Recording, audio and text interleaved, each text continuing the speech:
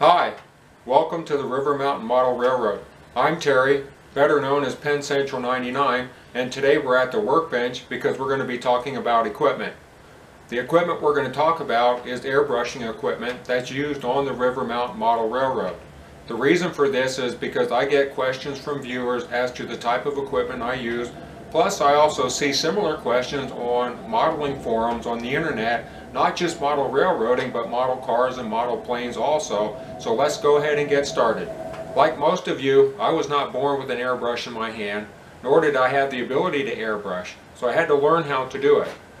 Most of my learning came from watching videos on the internet as to how to airbrush, so I decided to learn. I would go buy a single action siphon feed airbrush. I used it for a couple of years and got the basic concept on how to airbrush, and it seemed to be okay. It wasn't a bad thing, but unfortunately I dropped it, busted the tip, and couldn't find any replacement parts. So that's when I decided to go ahead and get a dual action airbrush and learn a little bit more how to do it. So let's look at the equipment that I'm using now for airbrushing. Like some of you, I was using a shop or garage compressor for the air for my airbrush. Although it works, it needs to be regulated down to the operating pressure of the airbrush, but it's really not the best tool for the job. This is a 3-gallon tank, so it ran quite frequently while I was trying to airbrush, so therefore it created a lot of noise. Although it works and it did the job, it just became more cumbersome to use that than an airbrush pump. Now when I airbrush, I use this mini compressor. The nice thing about it is lightweight and compact, and you can see how small it is here. It costs about $40, and I purchased it from TCP Global, which you'll find on the internet. It comes with this 6-foot long braided air line for it, and it's really nice. One of the nice things about it is it's very simple to operate. You can see this is the threaded connection for your air hose that goes to the airbrush. Plus this here is a thumb turn regulator that you can regulate the pressure. The cool thing about it, it only runs when you're using the airbrush. So it's not like it runs continuously because it does not have a tank. It only works when you depress the trigger on the airbrush and demand air, and it runs. Now I'm going to plug this in and you'll get an idea how quiet it is so you can hear how it works. It works by depressing this red button. And the reason it's running is because I don't have the hose hooked up to it, but I put my finger over there and I've stopped the demand for air. When I let my finger go, it's going to run again, and you can tell that's a lot quieter than a shop compressor or garage compressor, so that's pretty nice. I like it. It runs anywhere from about 15 to 25 psi, which is about the right operating pressure for your airbrush. So you can see how this is nice and lightweight and works pretty good. So for $40, I think this was a pretty good deal. And to turn it off, just push the button and that's all.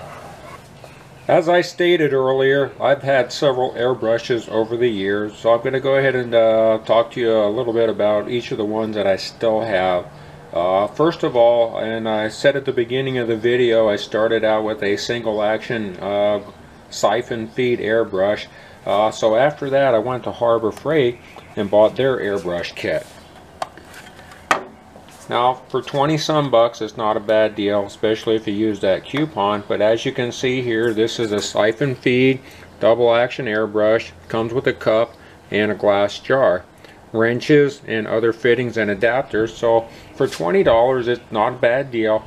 Like I say, I've learned how to use airbrush and to do airbrushing over the years. So for me, it wasn't a bad tool to try and learn things on. Some people may not like it, but it's a personal preference. But as you can see here, the Harbor Freight Central Pneumatic double action siphon feed airbrush for 20 some bucks isn't bad, especially if you want to learn how to do stuff and get started. Okay, next up on my airbrushes, I said before about the little mini compressor that I used was from TCP Global. Well, I also bought an airbrush from them because you know, even though the Harbor Freight airbrush wasn't bad, I figured it was time to upgrade. And you know, for a couple of dollars, I think this was 20 some bucks also, I can't remember. You see me taking stuff out of the box here. There's a lot of stuff in here. You get a dual action airbrush, and this is a gravity feed with a cap, wrench, fittings.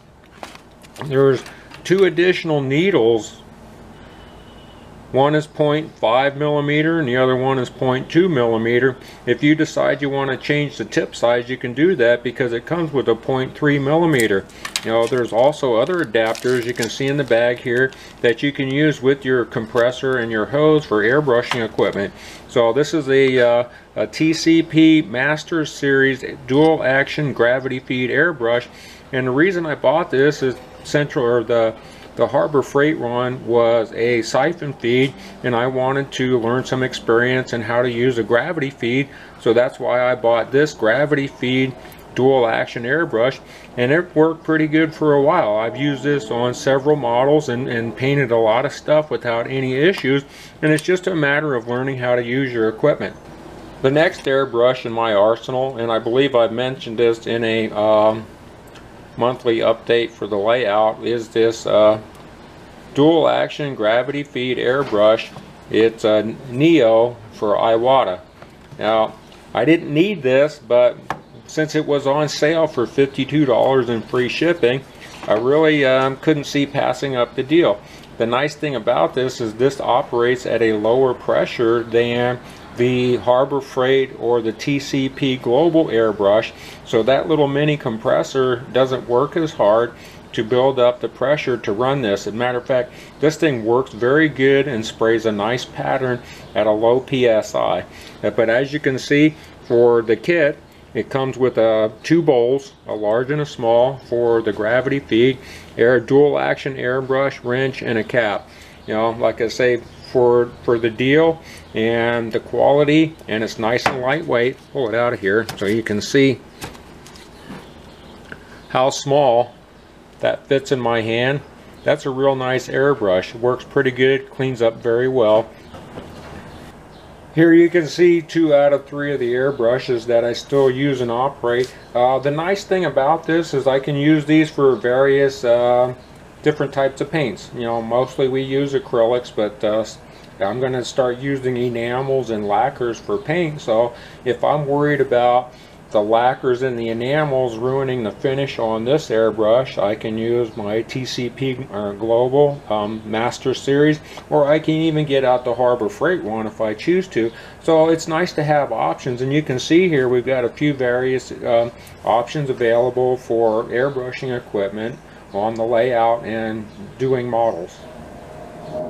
Well, that's pretty much it for this video. I hope you enjoyed it, and I hope you learned something, and as always, thanks for watching.